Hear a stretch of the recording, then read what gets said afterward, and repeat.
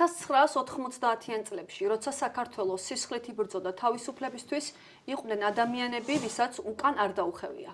ერთ-ერთი მათგანი კობა კობალაძეა, შავნაბადას ბატალიონის მეთაური.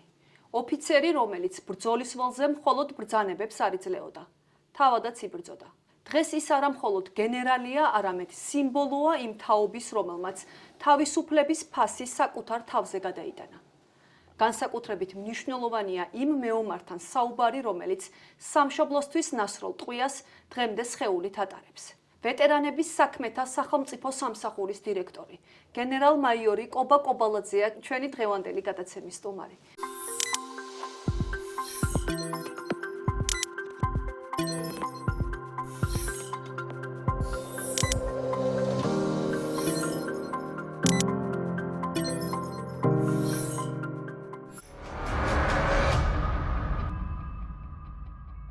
დიდი მადლობა ბატონო კობა გადაცემაში მონაწილეობისათვის. დიდი მადლობა მოწვევისთვის. როდის მიხვდით ბატონო კობა პირველად რომ ქვეყნის დაცვა იქნებოდა თქვენი ცხოვრების მთავარი გზა? ხო, რა ვიცი, აბა როგორ გითხრა. მე მგონი თითოეულ ჩვენგანშია. ჩვენ გენეტიკურ კოდშია, როგორც სიყვარული, ასევე სამშობლოსთვის უნარი მსხვერპლად თავის გაღების. მე ესე მგონია, მე ყოველ შემთხვევაში ესე მზრდიდნენ. ესე გავიზარდა, იმიტომ რომ არ შეიძლება ჩვენ ფოლკლორს ეცნობოდე, პოეზიას ეცნობოდე, ჩვენ ისტორიას და წარსული და აწყოდა ვაჟას ნაწარმოები, ილია კონდეს შესავლილი და ამ დროს სამშობლოს ვერ აღიქვავდა, ეს ცოტა ისეთი უცნაური და უცხოა ჩემთვის. აქედან გამომდინარე, ცოტა უხერხულია, მაგრამ ალბათ საჭიროა ის, რომ მე მქონდა იმის ფუფუნება, რომ ჩემზე ძლიერი კაცების მეთაური მრქვეოდა. და როდესაც ამ კაცების შემადგენლობას უყურებ და ამ გოგონების შემადგენლობას უყურებ, არ შეიძლება რომ რაღაცით მისცე შენ თავს იმის უფლება, რომ ჩამორჩე ვინმეს რამეში და სადმე. ეს იყო, მით უმეტეს ახლა ბევრს საუბრობს. საკმაოდ საინტერესო იყო ის პროცესები, რომელიც შემდეგ უკვე მოსდევდა საქართველოს დამოუკიდებლობის აღდგენის დღეებს. შემდგომ რო წამოვიდა ეს, იმიტომ რომ შენელებული მოქმედებების ნაღმები წარმოიშვა, დღეს ბევრს საუბრობს, მაგრამ რომ მივყვეთ ამ ყველაფერს, აღმოვაჩენთ იმას, რომ ჩვენ გარშემო ყველა თავის გეოპოლიტიკური თუ თავისი ემოციური ინტერესებით ხელმძღვანელობდა. ერთი ჩვენ ვიყავით, რომელიც შემკრობილი ვიყავით ამ ურაპატრიოტიზმით, რომ მოვიპოვეთ დამოუკიდებლობა, აღვადგინეთ და ამით გვეგონა, რომ ყველაფერი დამთავრდა და ალბათ გამოვტოვეთ ის მომენტი, როცა უნდა სახელმწიფო ინსტიტუციების ჩამოყალიბებაზე გვეზრონა. ჩვენც ახალგაზრდები ვიყავით, სტუდენტები ვიყავით, ბავშვები ვიყავით კი, ზოგს ჰქონდა გამოვლილი რაღაც მომზადების ეტაპი, ზოგი ნამსახურები იყო, ზოგი არ იყო ნამსახურები, მაგრამ საერთო მუხტი იმის, რომ დაბრუნებული დამოუკიდებლობა და სამშობლო დასაცავი იყო, ყველგან წავიდა. მით უმეტეს არის კანონი, ყოველი ქმედება იწვევს უკუქმედებას, როგორც პირიქითაც. ჩვენ გვახსოვს ალბათ ის, როგორ ეტაპობრივად არაკეთილმოსურნეები გვახვევდნენ თავს იმ გეგმას, რომელიც შემდგომში გამოიწვევდა კონფლიქტს, დაშორიშორებას, ქვეყნის გეოგრაფიული ტერიტორიული მთლიანობის რღვევას და რა თქმა უნდა დამოუკიდებელი სახელმწიფოს და სამშობლოს რაღაც ფუნქციონალურ დასუსტებას. ზუსტად ეს იყო წინაპირობა იმის, რომ ეტაპობრივად სხვადასხვა რეგიონებში, საქართველოს სხვადასხვა რეგიონებში დაიწყო ცდილობები ეთნიკურ შუღლზე, ნიადაგზე კონფლიქტების გაღვივების. ჩვენც ალბათ რაღაცით ამას ხელი შეუწყეთ, არა მარტო გარეთ, არამედ შიგნითაც. ისე გულმოდგინედ ვეკვეთეთ ერთმანეთს, რომ გეგონება ჩვენი ცხოვრების ბოლო ჟამი იდგებოდა. ჩვენ ახლა საუბრობთ აფხაზეთის მიმართულებაზე, აფხაზეთი არ ვიცი, ერთ-ერთი ულამაზესი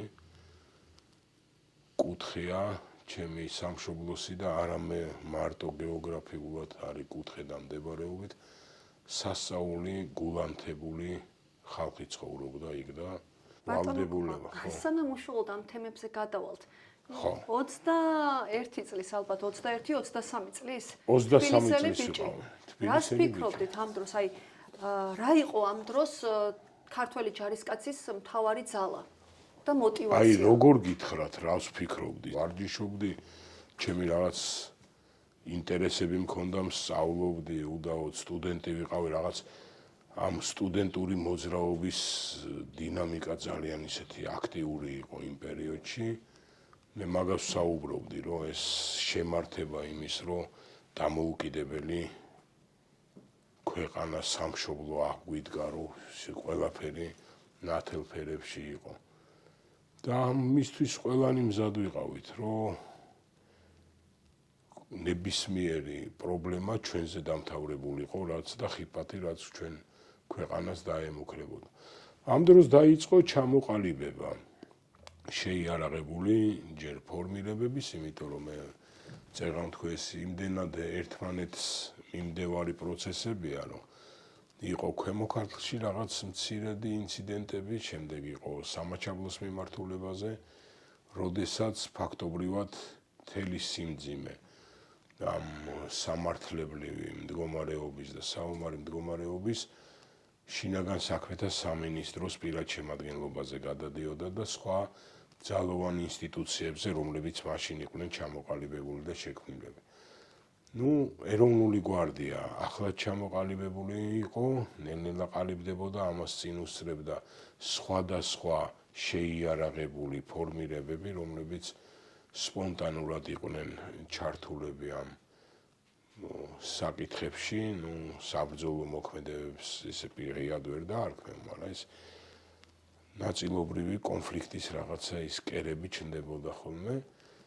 ამ მომენტში საკმაოდ საინტერესო მისია შეასრულა რუსეთის მხარემ, ვითომ შუა ლეთში ჩადგა როგორც სამშვიდობო კონტინგენტი, გაჰყო ქართული მხარე და ეგრეთ წოდებული სეპარატისტების მხარე, მერე ერთ მშვენიერ დღეს სამშვიდობო მისია გავიდა ერთ საღამოს იქიდან და ეს ორი უკვე მათგან წახალისებული და იარაღით აღჭურვილი შემადგენლობა ფაქტობრივად შეატოვა ერთმანეთს. მაშინ გიფიქრიათ, რომ ეს დაპირისპირება შეიძლება კონფლიქტში გადაზრდილიყო? როგორი რამეა, იცი? ყველაზე დიდი ცდუნება არის ეიფორია. როცა გაქვს ეიფორია და გაქვს მით უმეტეს ემოცია იმის, რომ ყველაფერი ხელგეწიფება. არ ფიქრობ რაღაც რისკ ფაქტორებზე, ფიქრობ ერთადერთ გამარჯვებაზე. რა პრინციპით, რა მიმართულებით, როგორ, რა უზრუნველყოფით ეს ყველაფერი, ამაზე არაფერზე არ ვფიქრობ. ფიქრობ უბრალოდ აი თავგანწირვაზე და გატანაზე იმ მისიის და გონია რომ ამას რო გაიტან, ნათელი იქნება ყველაფერი შენთვის და შენი ქვეყნისთვის. საკმაოდ აი ამ შემართებით ბევრი ჩვენი გმირი ახალგაზრდა შეეზილა აღმატებულ მოწინააღმდეგესთან საბრძოლო მოქმედებების წარმოებას. მან ხო არ იყო პრაგმატიზმით გაჯერებული რაღაცა დისკუსია, საუბარი, იმიტომ რომ სამხედრო შემადგენელს აქვს მაშინ აზრი, როდესაც იმის განცდა ყოველთვის აქვს, რომ ნებისმიერი საომარი მოქმედებების შემდგომ მოდის მშვიდობა. და თავის დროზე სუნძისა აქვს დათქვამი ის, რომ ვინც იცის რა არის ომი, ის ბრძოლას იგებს מחვილის ქარქაშიდან ამოუღებლად.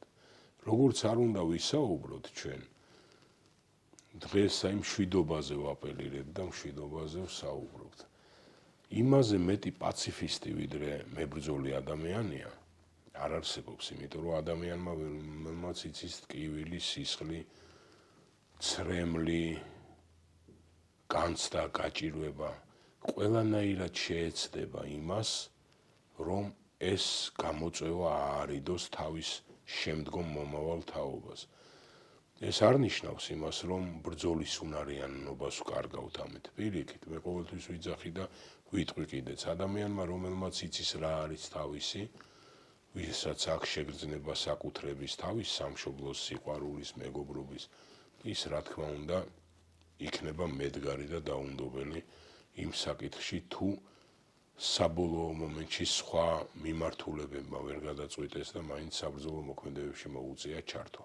ანალიზი თავის დროზე და ეს სისტემური მიდგომა მით უმეტეს როცა ყალიბდებოდა შეიარაღებული ძალები. ხა რო გავიხსენოთ, რა იყო, რა შემადგენლობა იყო შეიარაღებული ძალების პირველი სახალხო ლაშქარი, ესე რომ ვთქვათ, სხვადასხვა პროფესიის წარმომადგენლებისგან, ძალოვანი სეგმენტის სხვადასხვა შემადგენლობიდან, რომლებმაც ფაქტობრივად არ იცოდნენ გამოცდილება, რომლებსაც არ ჰქონდათ იმის, რა არის საერთო საჯარისო საბრძოლო მოქმედებები.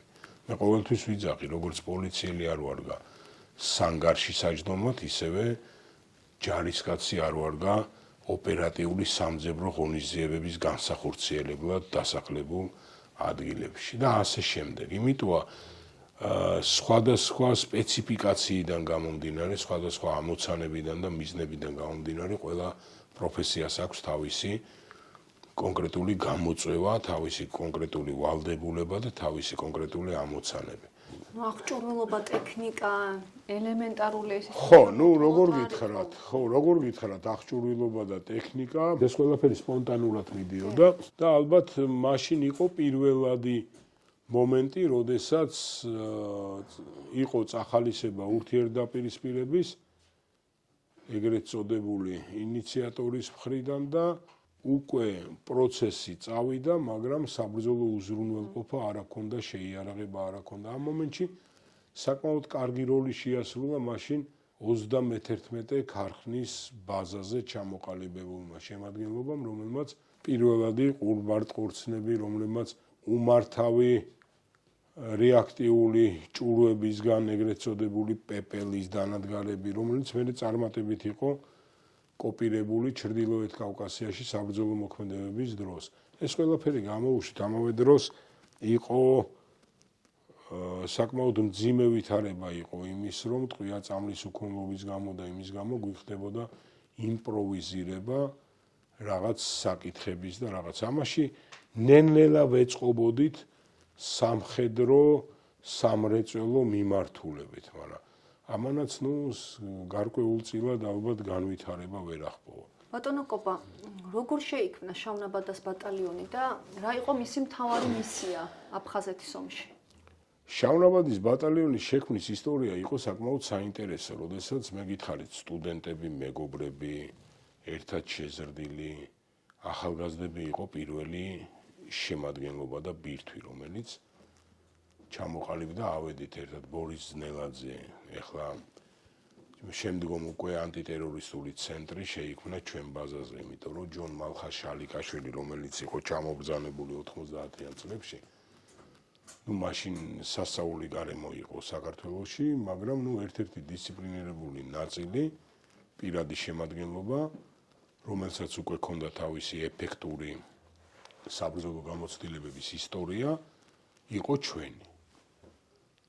და ამოიყვანეს საჩვენებლად, ანახეს და იმ პირად შემადგენლობასთან დათვალიერების, ხედვის, შემართების შემდეგ მან მიიღო გადაწყვეტილება და გვამცნო ეს გადაწყვეტილება, რომ ჩვენ ბაზაზე შეიქმნებოდა ანტიტერორისტული ცენტრი. პირველი შემადგენლობა რაც იყო ოფიცერთა და ბევრი ჩემი მეგობარი იყო, რომლებმაც პირველი გაიარეს მომზადება უკვე ამერიკის შეერთებულ შტატებში. უბრალოდ მაშინ საბრძოლო მოქმედებები მიმდინარეობდა აქტიური. მე ვიყავი მეთაური ნაწილის და მე ავიცილე ის პატივი, რომ მათთან ერთად სხვა სტრუქტურაში ვყოფილიყავი. ყველა გამოცდილებას ვიღებდით. ბევრი ოფიცრები იყო, მაგალითად საბჭოთა კავშირის რეგულარული ნაწილიდან ჩემი შტაბის უფროსი იყო მიხეილ სადუნიშვილი, რომელიც ავღანეთში საბრძოლო მოქმედებებში საკმაოდ წარმატებულად იყო.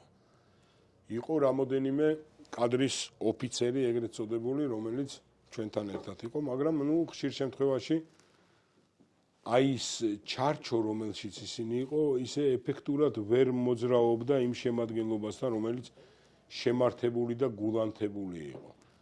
თან მაშინ ცოტა ისეთი საინტერესო თემა იყო, იმიტომ რომ სახელმწიფოებრივი პოლიტიკაც საკმაოდ მყიფე იყო, ესე რომ ვთქვათ, იმიტომ რომ ჩვენ პირად შემადგენლობას გაწვევის შემდეგ დისციპლინას ავთხოვდით, არ ვაძლევდით იმის საშუალებას, რომ იარაღით თავისუფლად გადაადგილებულიყვნენ, იყო შეიარაღების ოთახები, იყო რაღაცა დრის განწესი, იყო რაღაც პრინციპები, ამოცანები და ამ დისციპლინას თხოვდი ამათ. ამ დროს გვერდზე იყო შემადგენლობა არასამთავრობო ორგანიზაციები თუ არაფორმირებული შეიარაღებული ძალები, როცა ეს ახალგაზრდები თავისუფლად სარგებლობდნენ იარაღით გადაადგილების საშუალებას, გეგმა არ იყო მათი ისეთი მკაცრი დღის წესრიგი, როგორც ჩვენ ქონდა გაწერილი. აი ვითარებაში გვიწევდა ამ დისციპლინის, ამ სახის შენარჩუნება,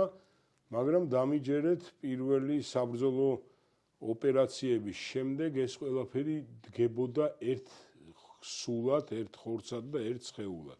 პარალელურად უყურებდნენ უდისციპლინირობა რამხელა მსხვერპლს იწევდა, რამხელა არაეფექტურ მოქმედებებს იწევდა და ეს ყველაფერი რაღაც ნელ-ნელა ნაბიჯ-ნაბიჯ რას ნიშნავს ამ დროს იყო ბატალიონის მეთაური, ახალგაზრდა ბიჭი, ეს თქვენ თავმჯდომარების გამო ყოველთვის თავს არიდებთ, აი თქვენ როლის წარმოჩენას ამ დიდ საქმეში, აი თქვენი განცდები რა იყო? მე საკმაოდ ისეთი ურთიერთობა მაქვს დღესაც იმ პირად შემადგენლობასთან, რომელთანაც ერთად მეც გავიზარდე სიმართლე რომ ვთქვა. ჩვენ ხო ერთად ვიზრდებოდით, ერთად შველოდით ერთმანეთს, ერთად გვტკიოდა, ერთად გვციოდა, ერთად რა ვიცი, გვიხაროდა. არ ვიცი, აი როგორ შეიძლება მე ვისაუბრო ჩემ შემადგენელზე.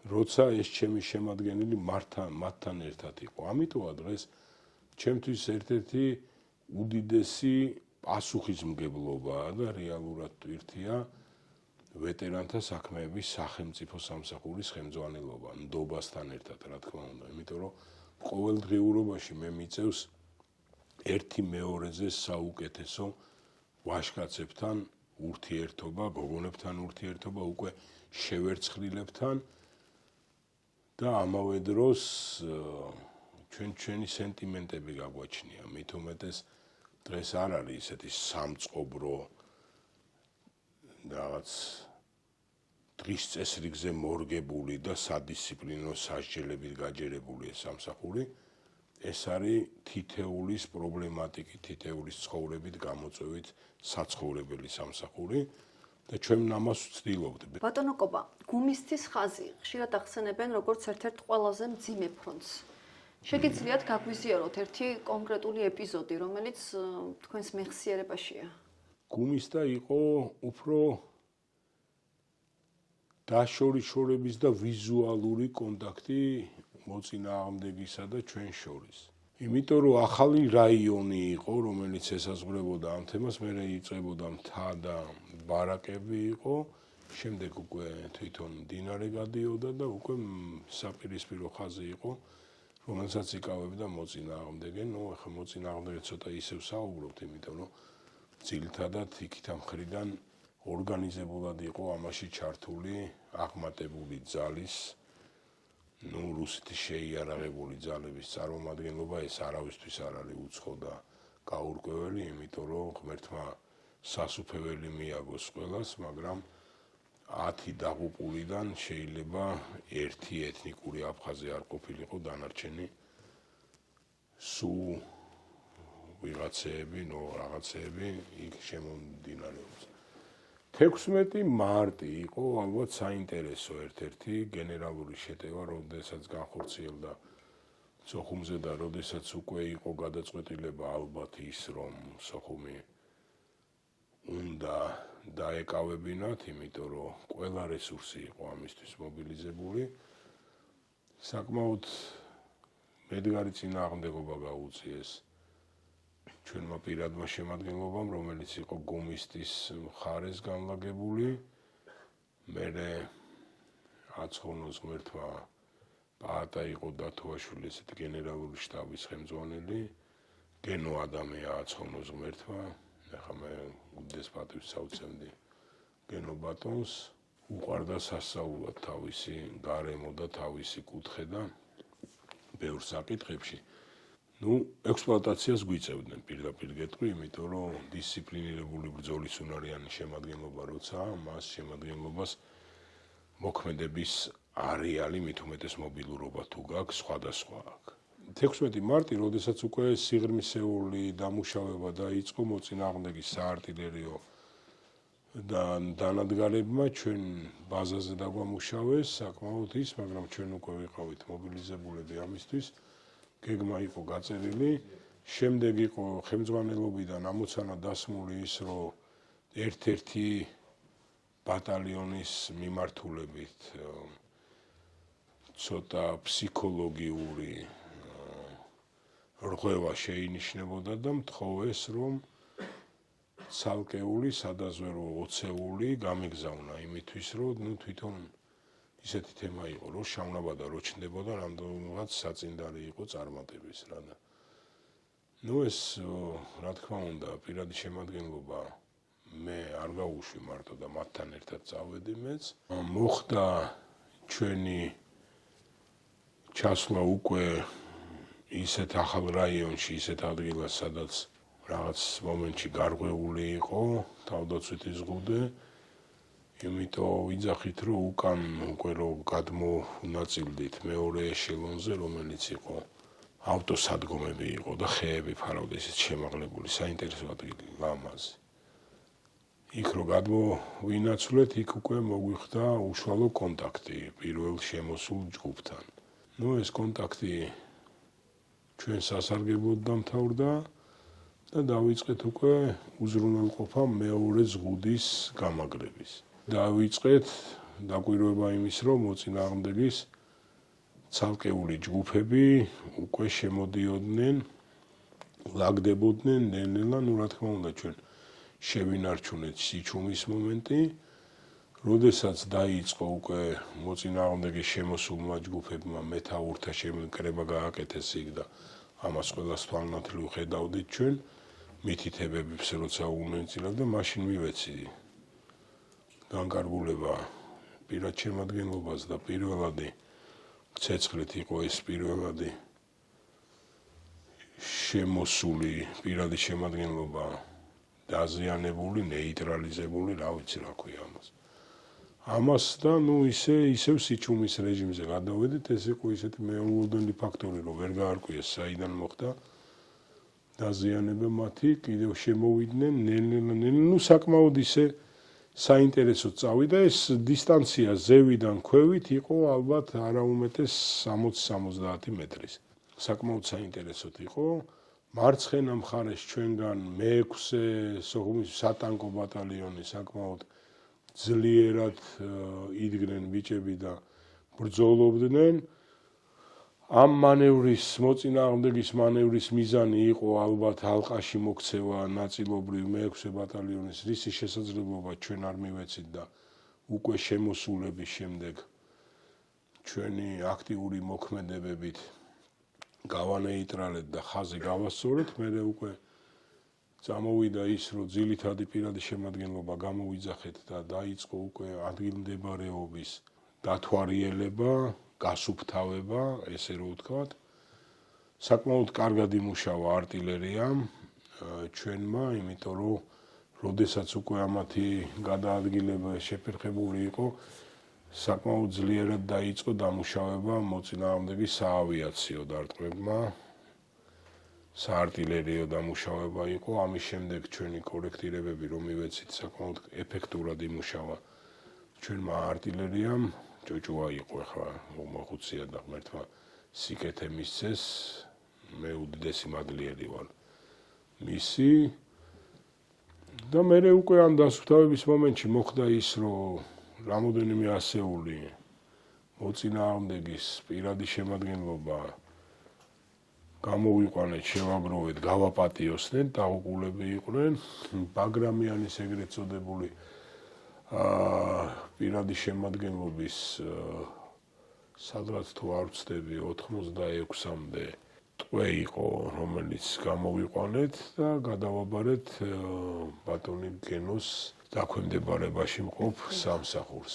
თვლიან, რომ ერთ-ერთი რთული იყო 2 ივლისი, ტამიშის და კინთხის მიმართულება. 2 ივლისი რთული იყო, ძალიან რთული იყო, იმიტომ რომ 2 ივლისსაც ნაწილობრივ ჩვენი შეიძლება ზედმეტი თავდაჯერებულობის, შეიძლება ზედმეტი არხეინობის ბრალი იყო ის, იმიტომ რომ 2 ივლისი არ უნდა ყოფილიყო მოულოდნელი, მაგრამ მოხდა მოულოდნელობა, იმიტომ რომ საცურაო საშუალებები, რომელიც საზღვაო ეკვატორიაზე იყო, შეინიშნებოდა. დაიწყო მასიური დამუშავება ფაქტობრივად სიღრმისეულად მოწინააღმდეგის მხრიდან და მერე უცებ 2 ივლისს, მე 2 ივლისს ვიყავით გია ყარყარაშვილი იყო, მინისტრი იყო, აგუძერაში თათბირი იყო, მერე მე მოვდიოდი თბილისის მიმართულებით, მე და ჩემი მოადგილე, იმიტომ რომ ამოცანა იყო დასმული ეგეთი, მე მივემგზავრებოდი მერე რაღაც სასწავლებლად მიშვებდნენ. ფაქტობრივად ლომთათიძე იყო არტილერისტი თემური ლომთათიძე. აი უაღრესად ვაჟკაცი ადამიანი იყო და გონიერი ადამიანი იყო. ის თხოვდა ერთად წავიდეთო, მერე რაღაცით შეჩერდა ის ცოტა ხანი და მე წამოვედი უფრო ადრე, მანქანით წამოვალ მერეო, წამოვედი. ტამიში, ლაბრა ტამიშის მიმართულება რომ გამოვიარეთ ოჩამჩირის მიმართულებით, რაღაც არ მომეწონა, ისეთი მძიმე სიჩუმე იყო. მაგრამ რატომ ვაცახა პირველადი საგუშაგო იყო ის და გამოვიარეთ. უკვე თბილისში ჩამოსულებს, ახლა მაშინ არც მობილურები იყო, არც ის იყო. ფაქტობრივად დილით ჩამოსულები, უკვე რადიომაც რო დაიჭირა, გავიგეთ რომ საზღვაო დესანტი განახორციელა რუსეთის რეგულარულმა ჯარმა. ესე არ აფიშირებდნენ, მაგრამ მოხდა ისეთი რამე, რომ მაშინ პირველი აეროპორტში რომ მივედით, პირველი შემადგენლობა უკვე დაჭრილები, დაშავებულები გადმოსროლილი იყო. მეგრევე დაუჯექით და გადავფრინდი უკან, ჩემ მეგობართან ერთად და ჩავერთეთ ამ პროცესებში, იმიტომ რომ მაშინ ჩემი უმცროსი ძმა იყო დესანტში, მოგერიების პირველი ეტაპი იყო, როდესაც საკმაოდ დიდი გმირობის მაგალითად ჩვენმა პირადმა შემადგენლობამ შეაჩერა მოწინააღმდეგის ეს გადაადგილება, იმიტომ რომ ეს ანუარხუს მთა იყო ლეგენდარული, რომელიც ვერ დაიკავეს ვერანაირად, დანარჩენი ყველაფერი იყო დაკავებული. ჩვენი სადაზვერო შემადგენლობა, რომელიც აი სასწაული ვაჟკაცი შემადგენლობით იყო დაკომპლექტებული და ჩემი ძმაც მათ შორის იყო, პირველადი დარტყმა მიიღეს მათ თავის თავზე და სადღაც ალბათ 7 ივლისს უკვე როცა გავარღვიეთ ეს ზოლი და ისინი საერთო საძმო საფლავში იყვნენ ყველა ერთად მართულ გადახვეულები. ამოვიღეთ, გავაპატიოსნეთ, კი, მძიმე იყო, იმიტომ რომ უშუალო კონტაქტი გვიხდებოდა მოწინააღმდეგესთან, ისინიც ამას არ ელოდებოდნენ.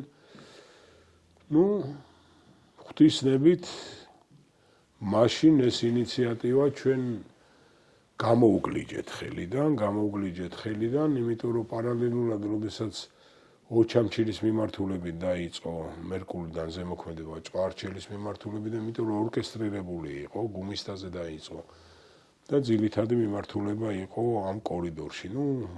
მოხდა ისეთი, რომ ზღვაში უკან ვეღარ შეტრიალდებოდნენ და უკვე ზეით მთისკენ, ეს რომ გაირღვა ეს ზოლი. ფაქტობრივად ეგ იყო, კი, მძიმე ბრძოლები იყო, არ იყო მარტივი. ძალიან რთული ეპიზოდია გაგრაში. და ის რაც მოხდა გაგრის სტადიონზე და აი მოსახლეობას, მგონი ყველაზე არაადამიანური მოპყრობა მოსახლეობის როგორი რამეა, იცი? კიდე ვიძახი. უცოდინერებასთან ერთად სისტემის და იდეოლოგიის პოლიტიკური შემადგენლობით შევსება რო არ ხდებოდა. აი ეგ არის ყველაზე რთული. როდესაც ჩვენი პირველადი ამოცანა რა იყო და მე ხელმძღვანელობდი საქართველოს ისტორიაში იმ პერიოდში პირველ საზღვაო დესანტს, რომელმაც ამოცანა ჰქონდა, რომ კონკრეტული მონაკვეთი უზრუნველყოფა გაეკეთებინა იმისთვის, რომ შემდეგ ძირითადი შეიარაღებული შემადგენლობა გადმოსულიყო. ჩვენ ამ ყველაფერს წარმატებით გავართვით თავი, იმიტომ რომ სამაგალითო გმირობების მაგალითი აჩვენეს ბიჭებმა, მიუხედავად იმისა, რომ უკვე ზღვაში ვიყავით დრეიბზე, როდესაც იქ პატარა ტელევიზორი ედგა გემის ხელმძღვანელს, ერთ-ერთ გემის ხელმძღვანელს მე მახსოვს ფოთისში მაცხოვრებლების ეს შემართება და თანადგომა, მე მიყვარს ძალიან ეს. ყოველთვის განსაკუთრებით აღნიშნული. მიყვარს ეს ქალაქი, იმიტომ რაღაც ერთი სხეულით იყო. და უცებ საინფორმაციო საშუალებას უსმენთ გემში დრეიბზე ვართ უკვე გავდივართ. რომ მიმართვა გააკეთეს ჩვენმა საინფორმაციო საშუალებებმა აფხაზეთში მაცხოვრებელი მოსახლეობის მიმართ, რომ მათ არ ინერვიულონ, იმიტომ რომ ხვალ დილით ჩვენი საზღვაო დესანტი, ჩვენი შეიარაღებული ძალები საზღვაო დესანტს განახორციელებენ კონკრეტულ რაიონში. ხო წარმოგიდგენიათ, სანამ იქ ჩავედით, ისინიც, იქ შტორმში მოუყევით იმაში და დავიგვიანეთ ცოტა. იმ დროზე გვიან მივედით, ვიდრე ჟურნალისტებმა გაგვისაზღვრეს რა და იქ უკვე საკმაოდ მომზადებული დაგვხდა პირადი შემადგენლობა, სეპარატისტების მხარე, რა თქმა უნდა, გაძლიერებულები გუდაუთის შემადგენლობით და ჩვენ ამ რეალობაში მოგვიწია მაინც საბრძოლო ამოცანის შესრულება. მე დავიჭერი იქ, კი, საკმაოდ მძიმე მათის მადლით სიარული შევძელი. რა გაძლიერებდათ, რომ დაჭრილიც კი იმაზე ფიქრობთ, რომ ბრძოლის ველზე დაბრუნებული ხართ? სხვათა შორის ბრეგვაძე დავითი იყო ჩემი ჯარისკაცი იყო, ცოცხალია ის ახალგაზრდა. საკმაოდ ისეთი კარგი ახალგაზრდა, კარგი ოჯახი აქვს. ის დაიჭრა და უბრალოდ მე რა ვიცი, არ მიფიქრია შემელო თუ არ შემელო. დავითი გამოვარიდე იმ სიცხლის ზოლს, ვიღაცებს ეთქობა დაუყულები ვეგონეთ, მოწინააღმდეგე საცეცხლ წერტილი ამუშავდა, ის დავფარეთ. მე უკვე რომ გამოვედით, ხიდი იყო გადაკეტილი, რომ გადავდიოდით განთიაჩი და მე მოხდა ისეთი რა, მე მახსოვს ადგილობრივები როგორ შეკვდნენ. მე უკვე თავი აღარ მქონდა სიარული, სიმართლე რომ გითხრა და უცებ მეცნენ, ამიტატეს ხელში, წამიყვანეს. ეს ყველაფერი მახსოვს ის, ცარო გარგიბრის, ხო იცი? მე საოპერაციო მახსოვს, როდესაც ფიქრობდნენ, რომ აზრს მოკლებული იყო ჩემთვის ოპერაციის გაკეთება, მაგრამ მაინც, ექიმის შემართებამ გამოიწვია ის, რომ ჩემი თანამებრძოლების ერთად რომ გამიკეთეს ეს ოპერაცია. მე გადმომაფრინეს სასწავლო, ჯიმ მაისურაძეზე ბევრ საუბრობენ. ჯიმიმ გადმომაფრინა სხვათა შორის ის შემოფრინდა.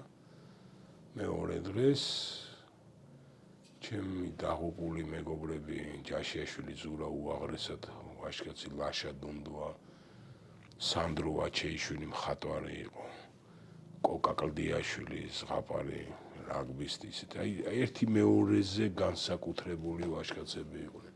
მომიწია იმ რეისით ჩამოსვლა და სხვათა შორის ჩემებს შეტყობინება არასწორი ჰქონდათ და მშობლები მორგში მეძებდნენ, მე აღმოაჩინეს რომ მორგამდე არ მიმიყვანეს და ვიყავი არამიანცის საავადმყოფოში და სასწრაფო ოპერაცია გამიკეთეს მეორედ. სხვათა შორის ავთო ჯორბენაძე იყო ჯანდაცვის მინისტრი, მაშინ და უშუალოდ ის დაესწრო ჩემ ოპერაციას და დედაჩემი რომ საოპერაციოში შევდიოდი ხა, ასე თუ ისე არ ვიყავი გონდაკარგული და დედა რომ მოვიდა ჩემთან, ახლა დედაა და კერძე მქონდა დაკრული ბინტებში გახვეული რაღაც, ახლა მე რა ვიცი დაკრული.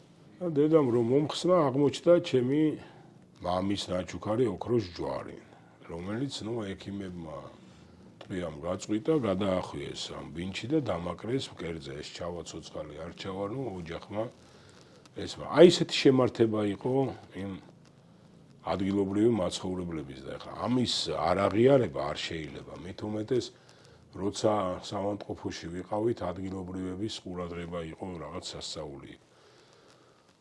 საკლავი დაკლეს იქ ბიჭების და რაც თავარია ჩვენ გვერდზე ექიმი შემოვიდა, მაშინ თქვა ის რომ ნუ რა თქმა უნდა მე კონტაქტური ვიყავი, არ გამიკარგია ახლა. კონტაქტი მითხრა რომ გვერდზე იყო ჩვენი შეტაკების დროს მოწინააღმდეგის მხრიდან რამოდენიმე დაჭრილი და ექიმების ვალდებულება იყო რომ ყველასთვის მოევლოთ, ეპატრონოთ და პირდაპირ მთხოვა ის როგორც მეთაურს რომ გამეცა განკარგულება იმის რომ ზიანი არ მიყენებოდათ ჩვენ მოწინააღმდეგეს რომლებიც გვერდზე პალატაში იყვნენ განთავსებულები. და საქმე რა იყო იცი, აი ეს ღვარძლიც არ აქონია ის რაღაც სიბოროტის რაღაც აი ანგარის სწორების, აი რაღაცა ისე დაცლილები ვიყავით, აი ემოციით ბრძოლის მერე შენდობა არის ყველაზე დიდი ჩემის აზრით ღირსება. აი მაშინაც ფიქრობდით რომ ეს რუსული ძალების მიერ არის ორგანიზებული და ესენი შუაში არ არიან? მაშინ კი არ ვფიქრობდით, მაშინ ეს ვიცოდით. მაშინ ეს ვიცოდით, ეხლა ფიქრობენ. ბატონო კობა, კი არ გიყვართ თქვენ თავზე საუბარი, მაგრამ იმ დაჭრის ეპიზოდს დაუბრუნდეთ. დედას კიდე სხვა ფაქტორი ქონდა შემდგომ, ხო? აი მორგთან დაკავშირებით რომ მოგვიყვათ ეს ისტორია და იმ ექსაიდა გაიცი. ხო, მე სხვათა შორის ხო იყო ეგეთი ის, იყო ეგეთი. ნუ ვიტანდი, რა ვიცი ხა. ჩემი ბიძაშვილი ჩამოიყვანეს გაგრაში დაიჭრა, ჩემი ჯარისკაცი იყო ის. და მძიმედ დაიჭრა. ეხლა ნუ ოფიცერია, მოქმედი ოფიცერი, ესეთი შემართებული ახალგაზრდა. ხო და ნუ ეს ტკივილები ქონდა საკმაოდ გაუსაძლისი, ალბათ გაცილებით მეტი ვიდრე მე. ხო და ერთხელ რომ გაუყუჩეს, მეორედ რომ გაუყუჩეს, მე ნუ ძუძუს გოჭივით იტრუნებოდა და ელოდებოდა. ამ ფაქტმა მაშინ მაინც ისე იყო ეს, არ იყო ესეთი ლიბერალური მიდგომა ნარკოტიკებთან დაკავშირებით, იმიტომ რომ სიმძიმე იყო ჩვენ თაობაში მით უმეტეს ეს. ხო და დედა მასწავლებელია ჩემი. და საკმაოდ ძლიერი ადამიანია. და ნუ უყურებ რომ ნუ განცდაშია, დავამშვიდე მეთქი, ნუ ხარ განცდაში. მე კი არა, ნუ ვანოსაც აღარ გაუკეთებთ ამას. და ეს იყო ალბათ წინაპირობა იმის, რომ ესე გაკეთდა ეს ყველაფერი. რა ვიცი, გადავიარეთ რა, მე მგონი. ის ორი ტყვია, რომელიც დღესაც თქვენ სხეულშია. ხო. რას ნიშნავს ეს, რომ სამშობლოსთვის ნასროლი ტყვია? ხო, რას ნიშნავს? უცხო სხეული მაქვს შეგნით და იმას ნიშნავს. ხო, ერთ-ერთი ხერხემალშია უბრალოდ, ნუ რაღაც პერიოდულად მიწევს ხოლმე დახმარებელი საშუალებებით გადაადგილება. იმიტომ რომ ჯერ ვერ მოვიცალეთ იმისთვის. მოვადი რომ მაგისთვისაც მოვიცლით, მაგრამ ნუ უკვე იმდენი წელია ჩემთან ერთად არის კიდევ იყოს, არა უშავს. ხდება ხოლმე, სხვა უარეს დღეშია. არ შეიძლება არ აღვნიშნოთ თქვენი ძმის როლი. ხო, გიორგი დაიღუპა ტამიშის დესანტის დროს. რა ვიცი, როგორ გითხრა, ალბათ იმ კაცების ხელმოწმე ძმები კიკონიშვილები იყვნენ დათო მალხაზი, ერთი ძმა რო დაიღუპა, აი როგორ შემართება იყო, იცი, ძმა რო დაიღუპა, თეთრარწივში იყო ძმა, მე არ მithქვია რომ ძმა დაიღუპა, იმიტომ რომ მაინც ხარ ადამიანი გაცვლით ოპერაციაზე ვიყავი მე თვითონ რომ გამოვიყვანეთ, ნუ რაღაცა სხვა რამე მოხდა იქ, მაგრამ დაიღუპა ძმა. არ მithქვია ნავითისთვის და უთხარი რომ მეთქი ჩადი მეთქი სახში შენებთან, ნუ ისე შემხედა, ნუ წამოვიდა. არ გასულა რამოდენიმე დღე რომ დაკრძალეს, უკან ჩამოვიდა. მოვიდა, შემხედა, არაფერი არ წაყვედნენ, არაფერი, უბრალოდ მითხრა რომ მეთაურმე დაუბრუნდი. აი ეს თემა იყო, საკმაოდ ძლიერი შემადგენლობა იყო, იმიტომ რომ ეს ბრძოლა მათ მიიღეს და ერთმანეთი არ დატოვეს ერთმანეთთან და ჩემი ძმაც მათთან ერთად იყო. იმის შემდგომ, როდესაც ერთ საძმო სამარეში იყვნენ და ამოვიყვანეთ მართულ გადახვეულები, ალბათ იმასაც ვერ მივაგნებდით, რომ საბრძოლო მოქმედებების დროს მოწინააღმდეგის მხრიდან დაკავებულმა რამოდენიმე პირმა მიგვითითა ეს ადგილი, მდებარეობა, ეს იდენტიფიცირება შეუძლებელი იყო, იმიტომ რომ გვიანი იყო უკვე ზაფხულია მიწაში, მოხდა ისეთი რამე, რომ ამოვიყვანეთ, იდენტიფიცირება სხვებთან ერთად იყვნენ, რა თქმა უნდა, გაკეთდა. მე არ მინდა ახლა ბევრი სახელი და გვარი გამომრჩეს, იმიტომ რომ საკმაოდ ისეთი შემადგენელი იყო. საკმაოდ კარგი შემადგენელი იყო და ძლიერი შემადგენელი იყო. მერე მოხდა ამათი წამოყვანა, გადმოგზავნა, გადმოსვენება და ჩვენ დავრჩით. ცოტა გაბრაზებულები, ცოტა გაბოროტებულები და ცოტა იმის აზრით, რომ აქტიური მოქმედებები ნუგეშს მოგცემდა. მაგრამ არ მოგცა ნუგეში. პირიქით. მირობაზე მეტია თქვენ რასაც. რატო? თან ისე არ ამძიმებთ სხვა ადამიანს, ისე ყვებით ამ ყველაფერს და ხდება ხოლმე. იმდენი რამე აიტანეთ და თქვენ თავზე გადაიტანეთ და გადაიარეთ, ახალგაზრდა ბიჭს, ეხლა შეიძლება ყველას ეგონოს, რომ დრო გავიდა და მერე ის. რა დაგეხმარათ ამ ყველაფრის ატანაში და ღვთისმადლი და მეგობრობის თანადგომა, რა დამეხმარა. ყველა ეხლა მე თქვენ გეუნებით რაღაც გალცალკევებული ჩემი ემოციური კი არ არის ეს გრძნობა, ეგ იყო ყველა იმ პირადი შემადგენლობის გრძნობა, რომელთანაც ერთად იქ ვიყავით. ღირსება და ეს თემა არასდროს არ დაგვიკარგავს ერთმანეთისთვის, იმიტომ რომ იყო ბევრი ისტორიები იმის, მაგალითად ერთ-ერთი შენაერთის, ისეთი ცნობილი შენაერთის ხელმძღვანელის დადა მეუღლე მოხდა ჩვენ მხარეს. მე ჩვენ რო გავიგეთ, რა თქმა უნდა, როგორც საკუთარ ოჯახის წევრებს ისე გავუფრთხილდით. მეორე დღეს მოხდა საინფორმაციო კომუნიკაცია და საბრძოლო მოქმედებების შევაჩერეთ რაღაც პერიოდი და ვაახლეთ თავისი ოჯახის წევრები მოწინააღმდეგეს მხარეს. ამან გამოიწვია საკმაოდ კარგი ეფექტი შემდეგ, როდესაც სოხუმი დაეცა, მადონა ცაავა არის ეგეთი გოგონა, რაღაც სასწაული გოგოა.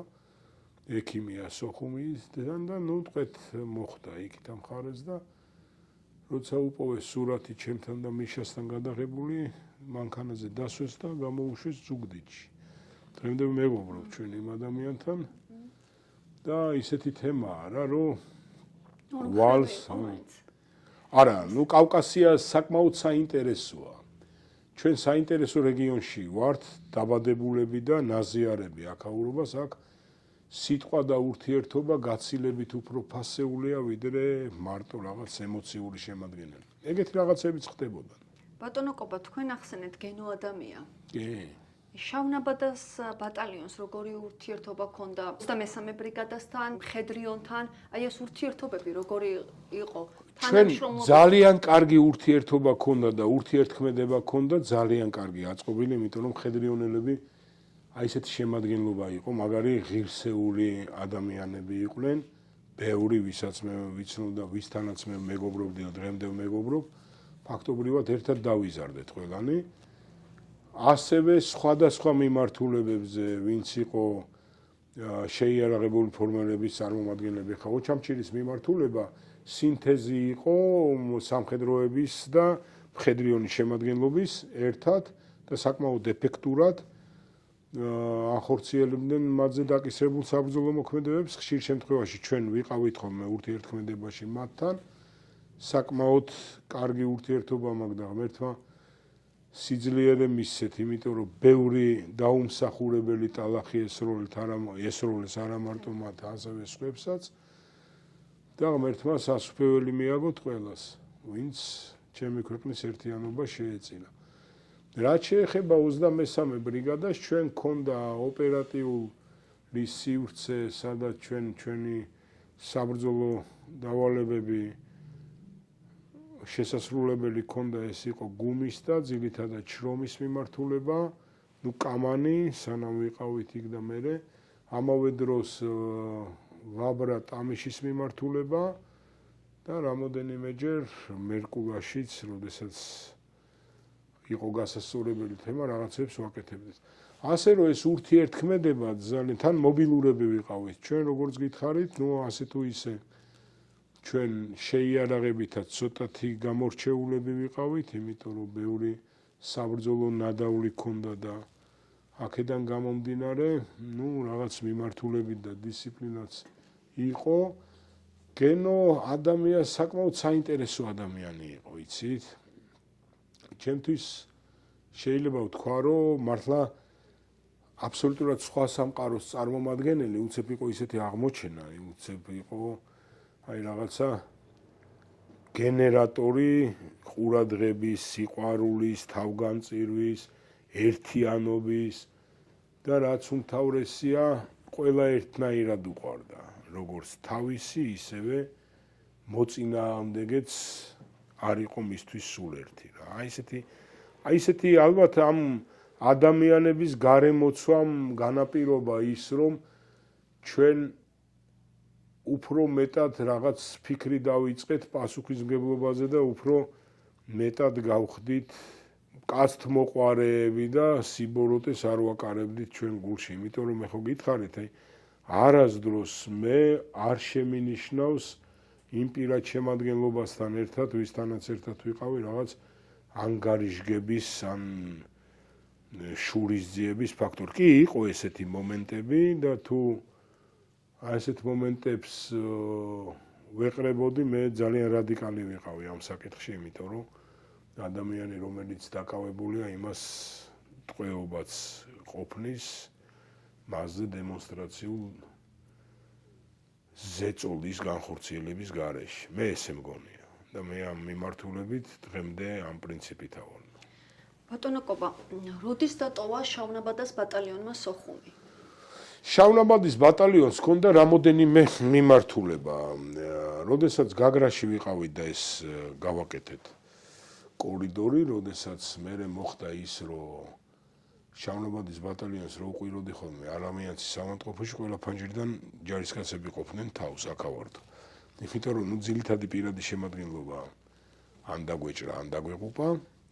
რა თქმა უნდა, როტაცია წამოვედით როტაციაზე, პლუს ამას მერე მოხდა ის, რომ სამაჩაბლოს მიმართულებით იყო რაღაცა წერტილები გაჩენილი, იქაც ვიყავით გადმოსროლილები და მოხდა ისეთი რამე, რომ ძალიან ორგანიზებულად მოვდიოდით ხოლმე, სატრანსპორტო უზრუნველყოფა გქონდა, ჩვენ არ აქონია იმის განცდა, რომ ვინმე სადმე გავეჩერებინეთ და ისე ორგანიზებულად მოვდიოდით, რომ გამჩერებელმა იცოდა, რომ მათი თვირთით ჩვენ უნდა წაგვეღოთ, თუ გაგვაჩერებდნენ შეიარაღებასთან ერთად.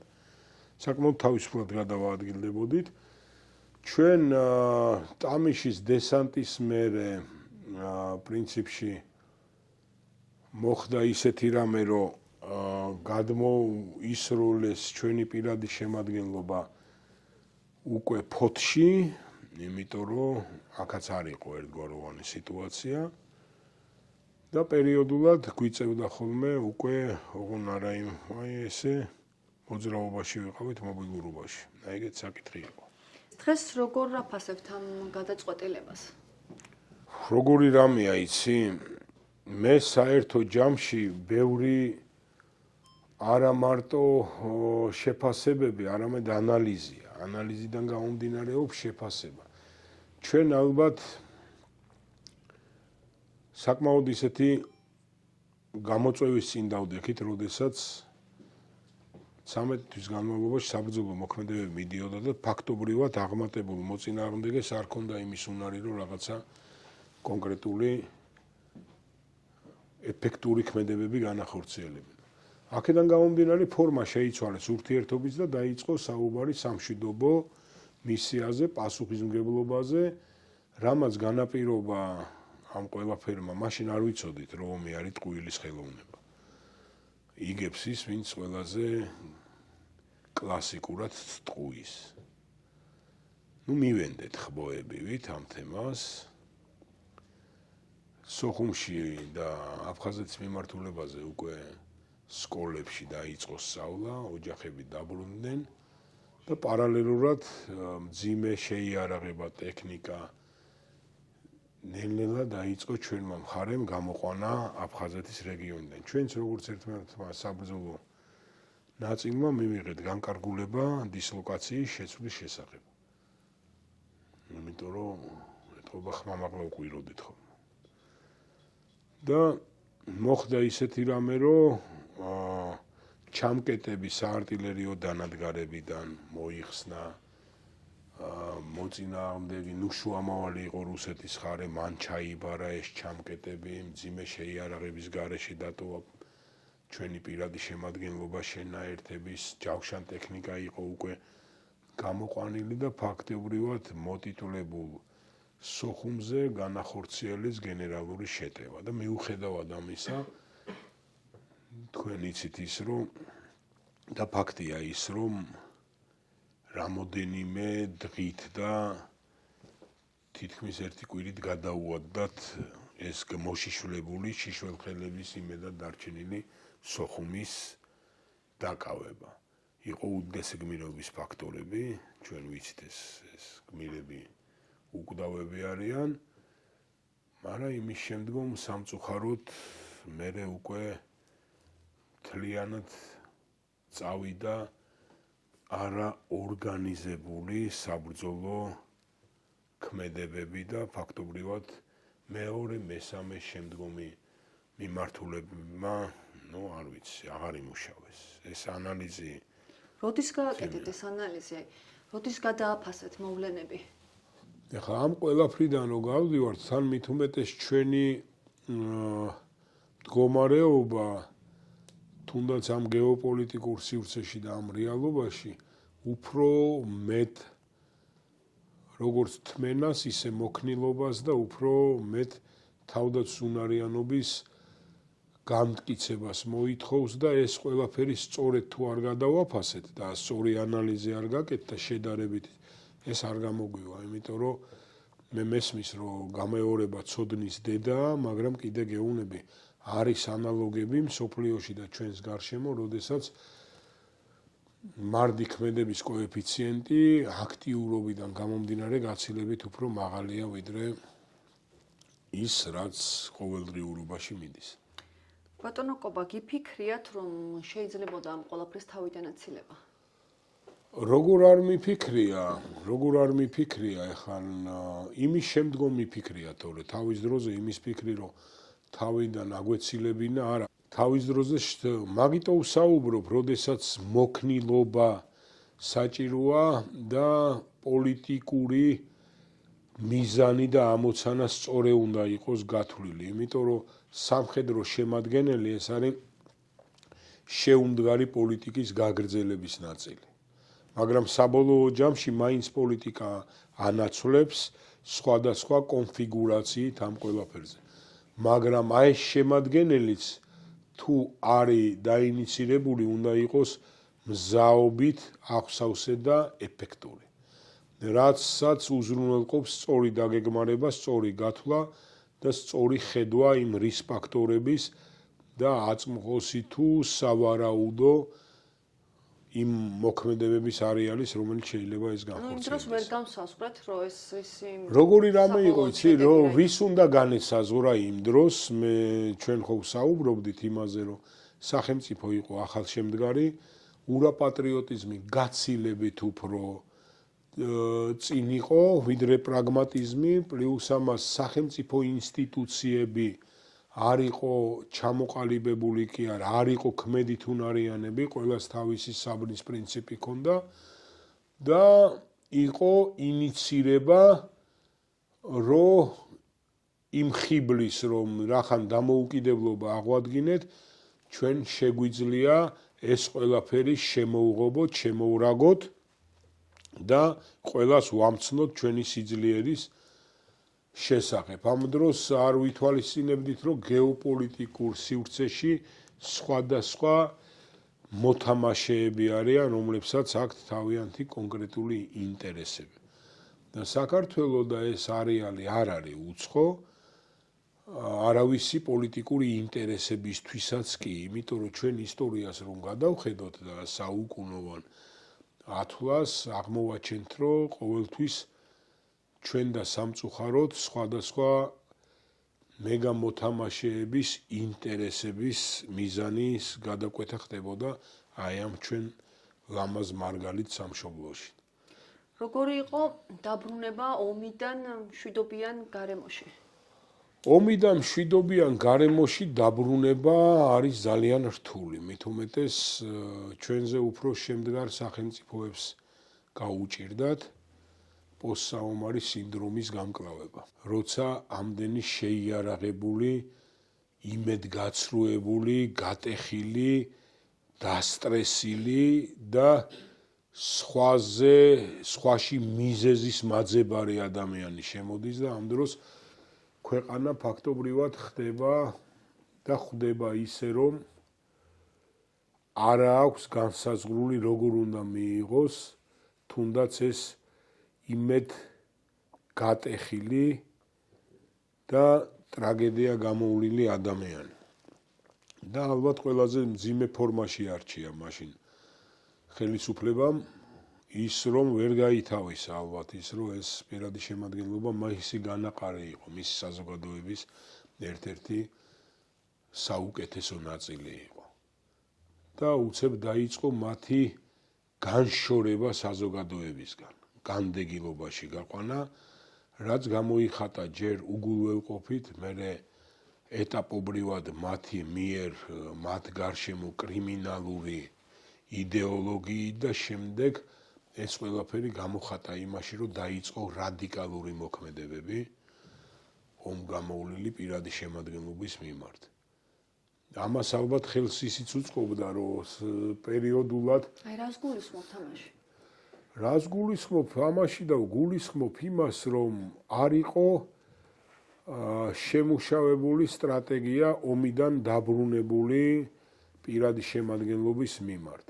ყველაზე მარტივი იყო ის, რომ ის წარუმატებლობა არა მთლიანად ჩვენი ტრაგედია, არამედ აი ამ პირების და ამ მებრძოლების ტრაგედია. მერე დაიწყო გამორჩევა იმათგან რაღაც კრიმინალური მოტივირებით დაკავება, სახელმწიფო მართლმსაჯულების წლეხის ქვეშ მოქცევა, შეიძლება ბევრი იმსახურებდა ამას, ბევრი იმად გვერდზე მიყვა ინერციით.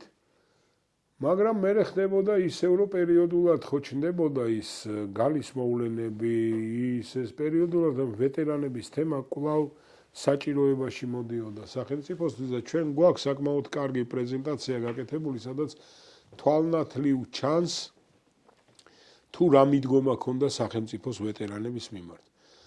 ვეტერანების მიმართ პარლამენტმა მიიღო კანონმდებლობა 95 წელს. კანონი მიიღო პარლამენტმა და იმის მერე ვეტერანები აღარავის გახსენებია 97-18 წლამდე, როდესაც გალის მოვლენები წავიდა. მერე გაახსენდათ ისევ, იმიტომ რომ ეს სამობილიზაციო რესურსი დაჭირდათ. და გადაუქვემდებარეს. მერე გაახსენდათ, საინტერესოა, მაგრამ გაახსენდათ წერილახოს მოვლენებს 2004 წელი, სადაც კიდევ სხვა ინსტიტუციას გადაუქვემდებარეს. მერე 2008 წელს კიდევ სხვა ინსტიტუციას გადაუქვემდებარეს. მაგრამ ყველა სახელმწიფო ინსტიტუცია, სადაც ვეტერანებს უქვემდებარებდნენ, იყო პრინციპი არა განვითარების და არა მათ ხელშეწყობის, არამედ თავისგან მოცილების.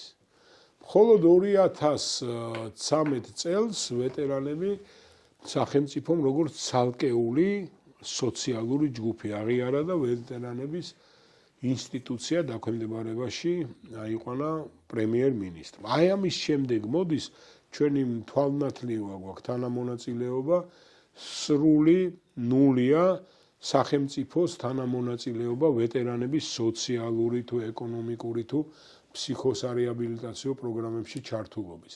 და იმის შემდგომ უკვე ყოველწლიურად მზარდი ტემპით მიდის თანამონაწილეობა როგორც სახელმწიფოსი, ასევე მუნიციპალიტეტების. ეს ხო განსაზღვრელია სტრატეგია სახელმწიფოს მმართველობის. შარშან ვეტერანების ჯანდაცვის მიმართულებით და სოციალური მიმართულებით სახელმწიფომ დახარჯა 130 მილიონი. ეს პატარა ციფრი არ არის, როდესაც თითეული ვეტერანი, მისი ოჯახის წევრი, დაღუპულის ოჯახები თავისი თანამებრძოლების იმედად იყვნენ დატოვებულები. დღეს სახელმწიფომ გამოხატა მათთან თანადგომა მარტო 46 მილიონია დაღუპულების სუბსიდირება, ესე რომ ვთქვათ. პლუს ამას ემატება ამას 15,000-იანი ყოველწლიური სადაზღვევო პაკეტი, რაც ეფექტურად იზრდება მუნიციპალიტეტების ჩართულობით. ის, სადაც პათოლოგიებია და ჩვენ გამოვხატეთ ეგ პოზიცია და ჩვენ ვაფინანსებთ ჩვენი მწირე ბიუჯეტიდან. მე მინდა მადლობა გადაუხადო ყველა მუნიციპალიტეტს, თბილისის მერიას, ჯანდაცვის სამინისტროს, დაჭრილთა თანადგომის ფონდს, იმიტომ რომ ეს ყველაფერი გვაძლევს უფრო ეფექტური მანევრირების საშუალებას. ამავე დროს ჩვენ უყურებთ ნათლად როგორი რამეა იცი, როგორი იყო ეფექტური დაბრუნება. ბევრი ჩვენ და სამწუხაროდ კიდევ ვერ არის დაბრუნებული, იმიტომ რომ კიდე იმ ემოციურ განცდაშია და ამ განცდაში აყენებს და აცხოვრებს თავისი ოჯახის წევრებს. ესეც ფაქტია. ამიტომ ჩვენ წინაშე გაცილებით უფრო მძიმე გამოწვევებია და ეს არის ყოველდღიურობა, ვიდრე ფსიქორეაბილიტაცია არ ყოფილა, ხო? ფსიქორეაბილიტაცია არ ყოფილა, სახელმწიფოს არ ქონია ეს, ჩვენ დავიწყეთ ახლა ამის პატარ-პატარა ნაბიჯებით რაღაცა ეფექტურობისკენ სვან. ბატონო კობა, თქვენ კარგად აღნიშნეთ ის ქრონოლოგია მთავრობის მხრიდან. განსაკუთრებით სასაცილო არის თქვენი მისამართით წინა ხელისუფლების ქმედება. მაგრამ აი საზოგადოების მხრიდან თუ გიგრძნიათ დაფასება, ან მებრძოლი ადამიანი არის დღეს დაფასებული? როგორი რამეა, იცი, მე მიყვარს ჩემი სამშობლო უდაოდ, მე მიყვარს თითეული ჩემი ქვეყნის მოქალაქე. რამდენადაც რადიკალური არ უნდა იყოს უსამართლო თუ ჩვენ მიმართ არა მართალი და არასწორი.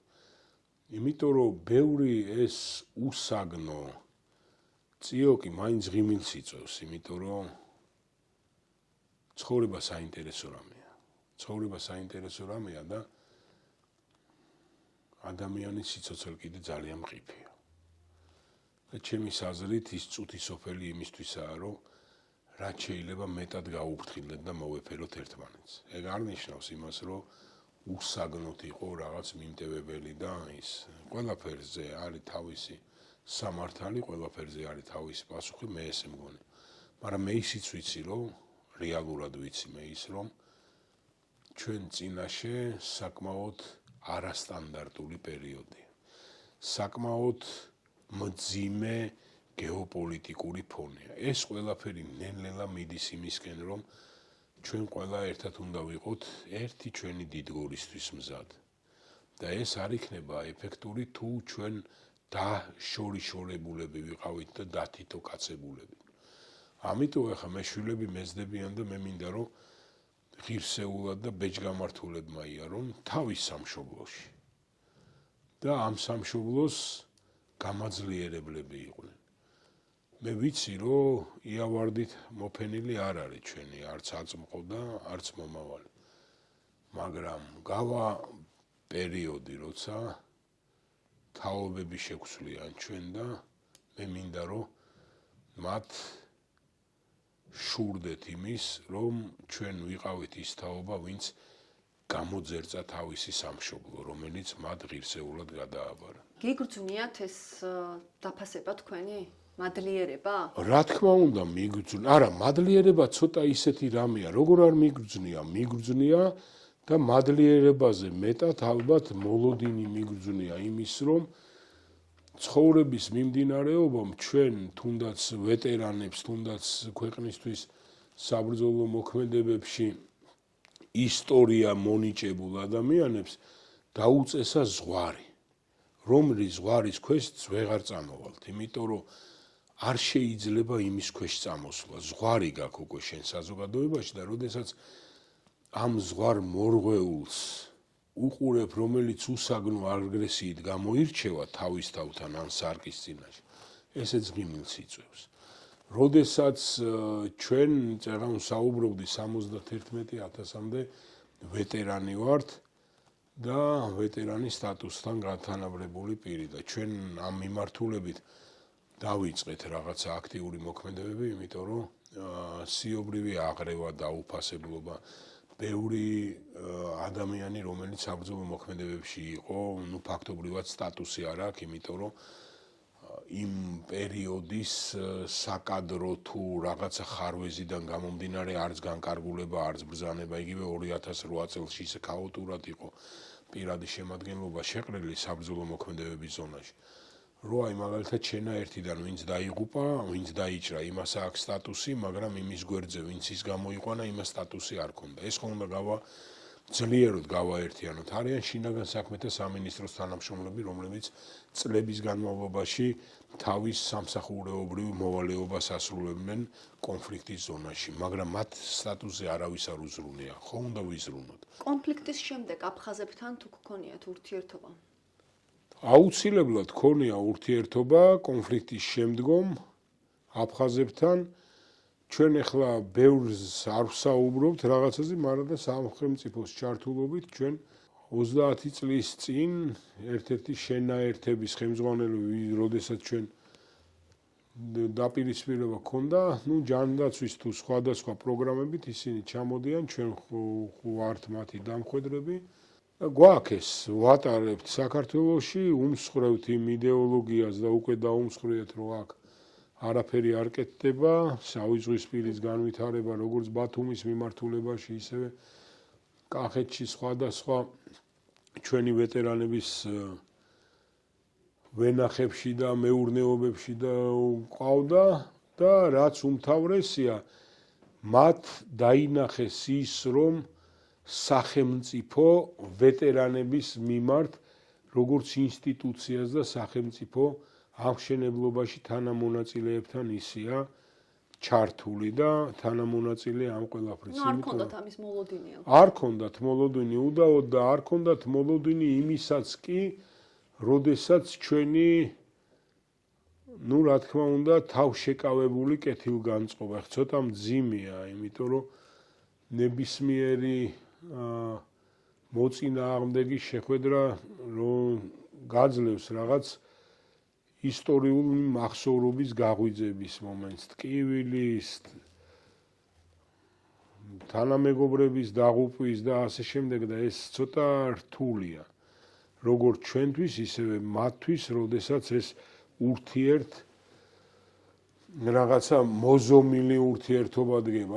ჟანრი იყო სან-დიეგოში გაგზავნილი ოტო ბოკის წარმომადგენლობაში, სადაც პროტეზები შეუცვალეს ფეხის. რამოდენიმე თვე იყო იქ, ადაპტირების პროცესს გადიოდა და აფხაზეთიდან იგივე პრობლემებით სეპარატისტთან, ოფიცერი იყო გადმოგზავნილი და ფაქტობრივად ჟანრის და მას უხდებოდათ რამოდენიმე თვის განმავლობაში ერთად ცხოვრება და ამ რეაბილიტაციის გასვლა. ჩვენ ვიყავით მერე ჩასულები სან-დიეგოში, მოვინახულეთ ერთიც მეორეც და რაც უმთავრესია, სახელმწიფო ამ მიმართულებით მიდის და ანვითარებს. არ შეიძლება ზურგით დგომა იმ პრობლემებზე, რომელიც ჩვენ წინაშეა. ჩვენ თუ არ დავიწყეთ ქმედება, არაფერი არ გამოვა, იმიტომ რომ რამდენადაც ჩვენი ამ გაერთიანების სტატუსის სხვას შევაჩეჩეთ ხელში, რა ეფექტი მოგვივიდა დავინახეთ. აქედან გამომდინარე, ის რაც ჩვენი საქმეა, მე მგონია რომ ჩვენ უნდა გავაკეთოთ. ერთ-ერთი შენაერთის ხელმძღვანელი, რომელიც იყო, რაღაც ჯანდაცვის იმის საკითხები იყო, რაღაცა ჩვენმა მხარემ იმუშავა, რა თქმა უნდა, რაზეც მადლობა არის სათქმელი, მაგრამ გარანტულად მოითხოვა მან ატომად ჩემი გვარი და სახელი დაასახელა, იმიტომ რომ ერთი პერიოდი, როდესაც მახსოვრობა ქონდა იმის, რომ საბრძოლო მოქმედებების დროს კი ჩვენ შეიძლება ვიყავით ეფექტურებით, სასტიკებით, მაგრამ აი ამ სტანდარტს ადამიანური მოქცევისას არ გადავდიოდით.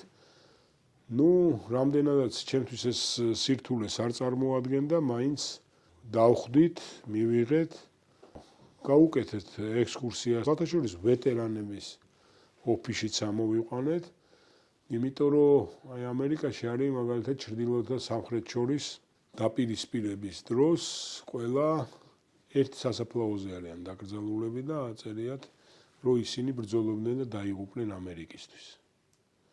ყველას თავის სიმართლე აქვს, მაგრამ საბოლოო ჯამში ხო ყველა ჩვენი ქვეყნის მიწას ვანაყოფიერებთ, როგორც არ უნდა იყოს. და ამ მტკივილს უზიარებთ ჩვენ შვილების თაობას. რატო? როცა შეიძლება დავამთავროთ ეს და სხვა ფორმით დავიწყოთ ურთიერთობა.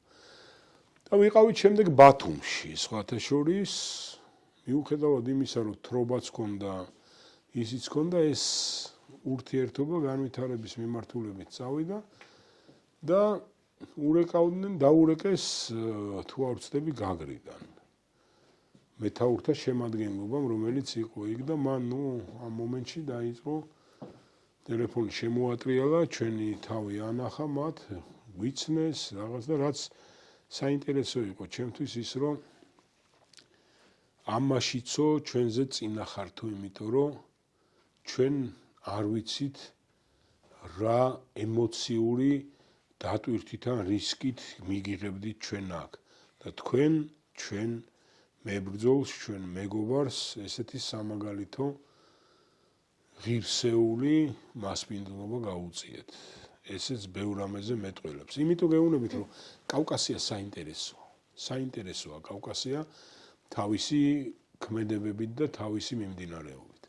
ვინ იყო თქვენთვის ამ კონფლიქტში ყველაზე დიდი საყრდენი, აი სახეები, რომელიც ისტორიამ შემოგვინახა? ჩემთვის ყველაზე დიდი საყრდენი იყო ჩემი სამშობლო.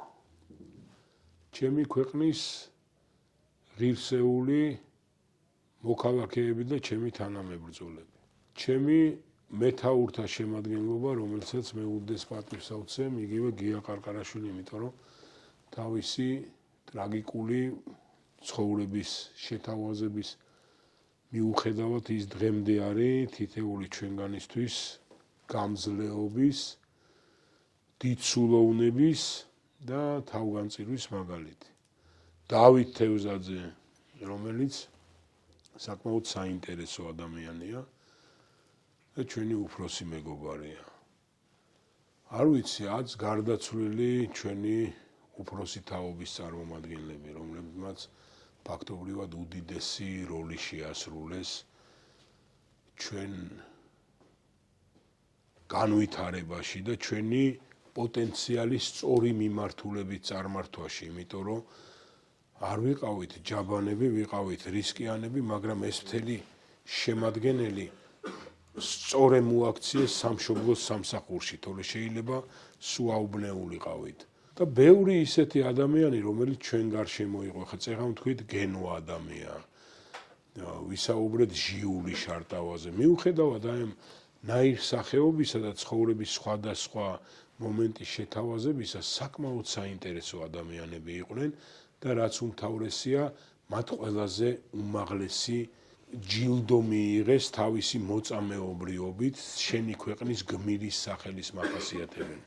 და ერთ დაფაზე და ერთ სივრცეზე არიან განლაგებულნი ჩვენი გმირი თაობების შემდეგ. ახალგაზრდა თაობა იგივე დამენია, ანწუხელიძე, რამდენი ესეთი ბიჭი არ მინდა როგორ თითოეული ღმერთმა მადლი. აი ეს გმირების სავანეა ჩემი სამშობლო, მაგრამ მე მინდა რომ ცოცხლები ყოველთვის არ იყვნენ იმაზე ორიენტირებულები, რომ ადამიანს მაშინ მიაგონ პატივი, როცა მათთან ერთად აღარ არის. იმიტომ რომ ეს არის ჩვენი ყოველდღიური ცხოვრება და სისტემურად ჩვენი განვითარება. და რა თქმა უნდა, ბევრი განცდა გვაქვს ახლა თითეულს და ამ განცდას ყოველდღიურად ჩვენ უყურებთ, იმიტომ რომ განცდაა ჩვენთვის არაფრის მომცემი დაშორიშორება, დაპირისპირება, იმიტომ რომ საბოლოო ჯამში მაინც ერთად უნდა ვიყოთ, იმიტომ რომ ჩვენ წინაშე ამ დაპირისპირებებით მიზანი არ იცვლება და ამოცანა არ იცვლება. პლუს ამას არ უნდა იყოს დროებითი რაღაცა მივლინებებით ნამყოფი ადამიანების ინტერესის გამომხატველი ჩვენი ქმედებები, იმიტომ რომ ის მოვა და წავა, ის მოვა და წავა. ეს სამშობლო კვლავ ჩვენი რჩება და კვლავ ჩვენ პასუხისმგებლები ვხდებით. აი რომ გავაგრძელოთ, რას ეტყვით ახალ თაობას, რას ნიშნავს სიმართლისთვის და სახელმწიფოსთვის ბრძოლა? არა, როგორი რამეა, იცი? სახელმწიფო არის შემადგენელი, რომელიც უზრუნველყოფს სამშობლოს უსაფრთხოებას, ერთიანობას და განვითარებას. სამშობლო ეს არ არის გეოგრაფია, სამშობლო ეს არის შეგრძნება. ეს სამშობლოს შეგრძნება არ არის ვიღაცის ნაკარნახევი გარემო. ეს შენი შეგრძნება უნდა იყოს. ჩვენ გვაქვს უდიდესი პოტენციალი, რომ გამოწვევების ადეკვატურები ვიყოთ. ოღონ იმ შემთხვევაში, თუ ჩვენ სწორი მიზანი და ადრესატი იქნება ჩვენს უკან ჩვენი სამშობლო. გაკვეთილად უნდა მივიღოთ, რომ იგივე არ განმეორდეს. აუცილებლად. ბატონო კოპა, ჩვენი გადაცემა ნელ-ნელა დასასრულისკენ ახლოვდება. ჩვენ გვაქვს ესეთი შემაჯამებელი შეკითხვა. რას ეტყვით იმ ადამიანს, რომელიც ახლა ენგურს იქით და ენგურს აქეთ საქართველოში გიყურებენ და გისმენენ? არაფრისკენ სულ არაფრის მომტანი არ არის. ეს როდესღაც და ლაგდება იმით, რომ სიჯიუტე, გაჯიქება, არც ოჯახ შეგინარჩუნებს, არც დედმამის შვილობას, არც მშობლის პატივისცემას და არც შვილის სიყვარულს. იმიტომ რომ ეს ფაქტია ეგეთი. მე ვეტყვი იმას, რომ ჩვენ როგორც არ უნდა ვიზნიქაოთ, როგორც არ უნდა ვიჭირვეულოთ. ჩვენ მაინც ერთ სივრცეში და ერთ სამშობლოში მაცხოვრებელი ხალხი ვართ. ამისთვისა ვართ განწირულები. თუ ერთმანეთს ოდესღაც ჯოხი გადავარტყით თავში და ჩხუბში დავჩაგრეთ, ალბათ ესეც ჩვენი ერთ-ერთი ისეთი ცოდვაა, რომელიც ღმერთმა ქნას და პირველ რიგში ერთმანეთს უნდა მიუტევოთ და მერე უკვე ღმერთს ვესაუბროთ. არც აფხაზეთი, არც სამაჩაბლო არ არის მარტო გეოგრაფიული შემადგენელი. ეს არის სიმდიდრე თილიანი ჩემი სამშობლოსი იქ მაცხოვრებელი ეთნიკური ჯგუფი. არ შეიძლება ვისაუბროთ ურთიერთ ტკივილზე, როცა დავინახეთ, რომ ეს ტკივილი არაფრის მომცემი არ არის. და თანამოზიარეები ვხდებით იმის, რომ ამ ტკივილს ჩვენი უთაობით ვაგრძელებინებთ ჩვენ შვილებს. ერთი ჩავიხედოთ ღრმა ჩვენ ბუნებაში და ვართ ჩვენ მზად იმისთვის, რომ ჩვენი შვილები ისე შეეზილნონ ერთმანეთს, როგორც ჩვენ ვეზილებოდით, თან მით უმეტეს მაშინ, როცა არსაით არ მიდიხარ, როცა არავის არ ჭირდები. არავის არ ჭირდები თავისი ინტერესების მიღმა. ჩვენ ერთი საერთო მიზანი გვაქვს, ერთი საერთო ინტერესი გვაქვს და ერთი საერთო ვალდებულება გვაქვს, რომ რაც შეიძლება გულით მივეფეროთ ერთმანეთს და შენდობა ვთხოვოთ. მე ამას ვიტყვი. და მე ამისი არ მომერიდება არავისთან, ვინც როგორ უნდა ისე იკრუსუნოს, ვინც როგორ უნდა ისე თქვას. იმიტომ რომ იყო დრო შეიძლება სხვაზე მეტი გულკეთილი არ ვიყავ და სხვაზე მეტი ჯაბანი არ ვიყავ. მაგრამ ამ ყველაფერმა მოგვიყვანა იქით, რომ ვფიქრობთ რაღაცეებს. როგორ გინდათ მომავალში გაგიხსენონ კობა კობალაძე და მისი თანამებრძოლები? როგორ მინდა? ჩუმად და ღიმილით, ამრავაცი როგორ მინდა. რა თქვან კობა კობალაძეზე? არაფერი რა თქვან, იყო ერთი თავის ქვეყნისთვის შეყვარებული ადამიანი, მედი რა. კაი, მეგობარი, კარგი მოქალაქე, კაი შვილი, კარგი მამა. მეტი რა უნდა თქვან ახლა მეტი. დიდი მადლობა ბატონო კობა გადაცემაში სტუმრობისთვის. თქვენი ეს ისტორია მართლაც ჩვენი ქვეყნის ღირსეული მეხსიერებაა. ძალიან დიდი მადლობა. გაიხარეთ. დიდი პატივია ჩვენთვის თქვენი სტუმრობა. მაყურებელს გადაცემის შემდეგ ეპიზოდამდე ვემშვიდობებით.